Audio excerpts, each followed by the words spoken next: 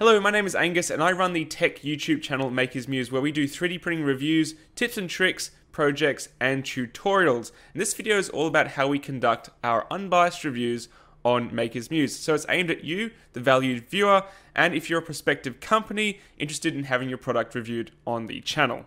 For a start, Makers Muse is a very large channel now with over 200,000 subscribers, so we do get many review requests every single day. So if we're interested in reviewing your product, we will send back an email indicating that we are interested in conducting a review and send across our terms. The terms for Makers Muse reviews are as follows. We conduct unbiased reviews and we require all expenses to be covered in the transportation, shipping fees, import duties if applicable, and pickup costs if the unit is to be returned back to the company.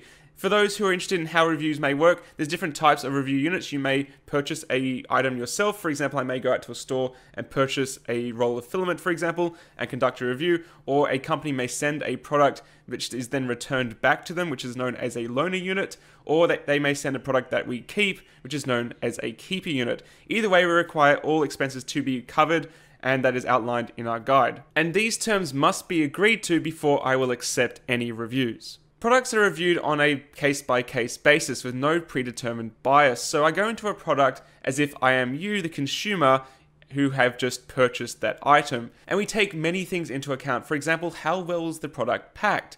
Does it have any shipping damage? In some rare cases, items will get damaged by couriers and we will reach out to get that resolved. But often I look at a product as if you would have received it if you had purchased it from the company yourself.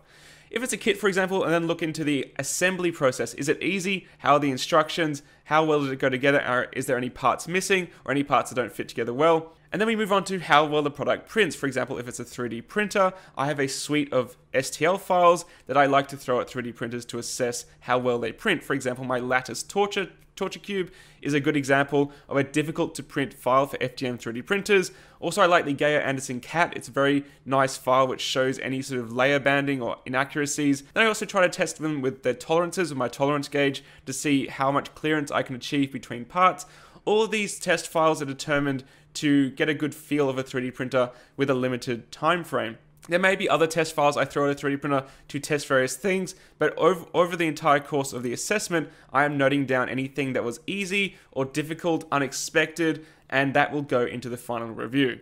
As mentioned, in some rare cases, 3D printers and other products may arrive damaged or broken due to shipping. Couriers don't always treat packages with the greatest respect, and if this is the case, I will reach back to the supplier to sort out a either new machine to be sent or the spare parts required to fix the item, because this is out of the control of the supplier. It's not their fault that a machine arrived damaged by couriers. And once I feel sufficient testing has been completed to determine the overall quality of a machine, I will put my notes down into a list, into a script, and record the video. So a few things to note, for ETAs, for Makers Muse, machines are very variable in how long they take to assess. For example, a machine you unbox and it's ready to print within 15 minutes, a review can be created very quickly. However, if a machine is a parts kit, which requires a lot of assembly time and then tweaking and testing, then the reviews can take a lot longer. So I don't promise ETAs on Makers Muse for reviews, except for very rare cases where we've tidied up an embargo or something similar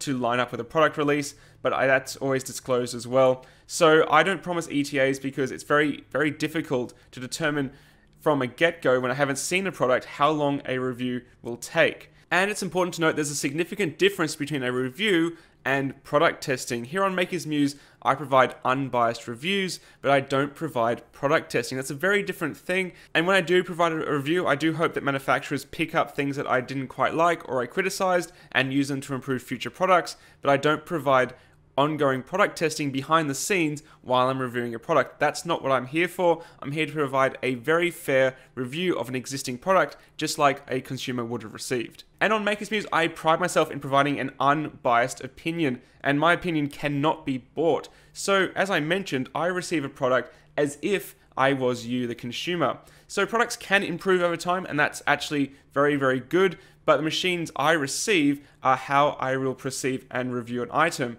So if you're a supplier interested in sending your product to Makers Muse, please do get in touch, but keep in mind that you should have a lot of faith in your current product because that's how I will review it. Thanks for watching, guys, and hope you found this video useful here on Makers Muse. I hope it answered a few of your questions, and I look forward to seeing you again very shortly. Catch you later. Bye.